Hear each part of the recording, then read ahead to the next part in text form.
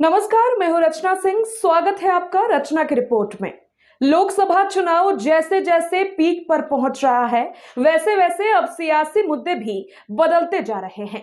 Modi guarantee बनाम कांग्रेस की guarantee से शुरू हुआ चुनाव तीसरे फेज तक आते आते और राजनीतिक आक्रामकता पर पहुंच गया है।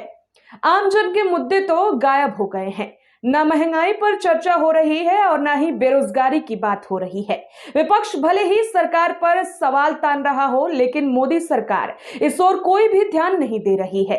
पहले तो संविधान और आरक्षण तक चुनाव सीमित था, लेकिन अब ये शहजादा परिजादा, हिंदू मुस्लिम और तुष्टीकरण पर पहुंच गया है।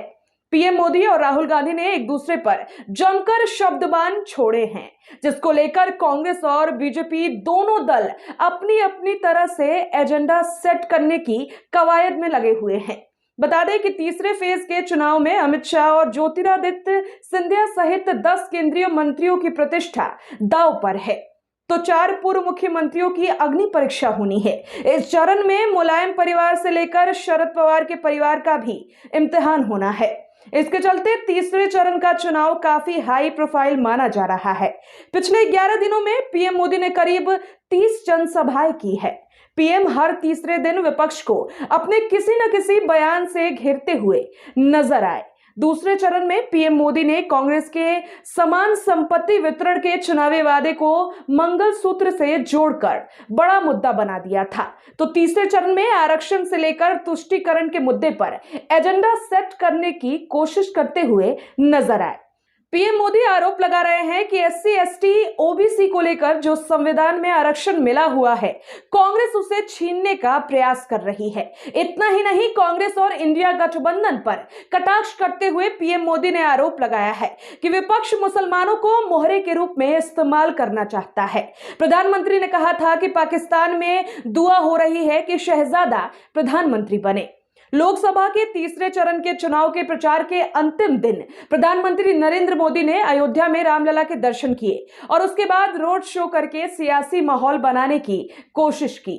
उन्होंने रामलला की आरती उतारी और दंडवत प्रणाम किया। इसके बाद रामपथ पर खुली जीप में 2 किलोमीटर का रोड शो किया। वहीं कांग्रेस की तरफ से पार्टी अध्यक्ष मल्लिकार्जुन खड़गे, राहुल गांधी और प्रियंका गांधी मतदाताओं को साधने के लिए मशक्कत करती दिखी।